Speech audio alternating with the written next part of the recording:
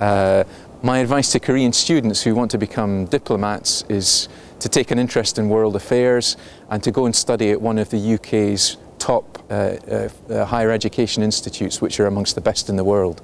Well, when I was young, I actually wanted to be a marine biologist because I was fascinated by the sea and by nature. But then at university I studied foreign languages and I studied history, and I think from there my ambition to become a diplomat grew, and I wanted to work in a career which was international, where I could see the world, where I could work around the world, but at the same time keep my roots back to New Zealand, which was very important to me. And a diplomat is a perfect career for that kind of aspiration. At university I studied French and German. Subsequently I did my what we call overseas experience, where you go travelling in the world as a young person, and I went to South America and travelled for 6 months, backpacked for 6 months through South America, and I learnt Spanish there. So if you ask me now what languages can I speak, I would say I can speak Spanish as well as English. And a little bit of Korean. Chogam Hanguk.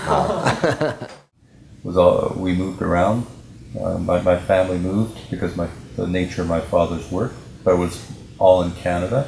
But we had traveled a little bit, and I was always interested. My father was a technician with Canadian Broadcasting Corporation, which is our state company, and he was managing television and radio stations, and mostly in small towns throughout Canada. So I got to see a lot of Canada as a child, and I think part of it was I just enjoyed studying about other countries and learning about their history and putting that all together, and it seemed natural when after I studied in university, I studied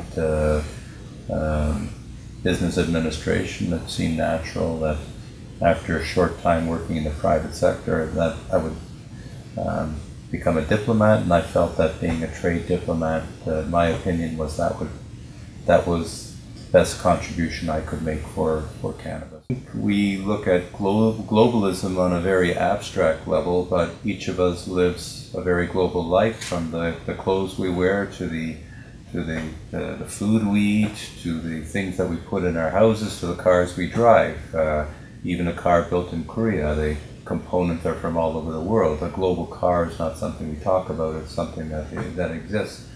So it's probably very natural in a way to think that we have a global lifestyle where people travel a lot, and people do travel. Koreans are great tourists, for example, but living globalized life is a little bit more different. It's full of challenges, but it's also full of rewards. The people you meet, the experiences you have, really the mindset.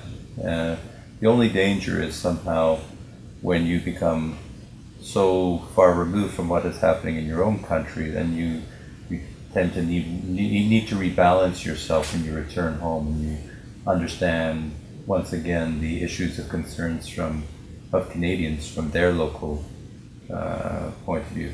So in other words, I'm here to try to be, as an emissary, as a diplomat to Korea, and to try to understand Korea and what the Korean people are thinking, what the Korean government is thinking about particular issues. But we also have to balance that into a knowledge of what is occurring back in Canada. For me, it's fun. It's always a challenge. But when I say it's fun, it's always interesting.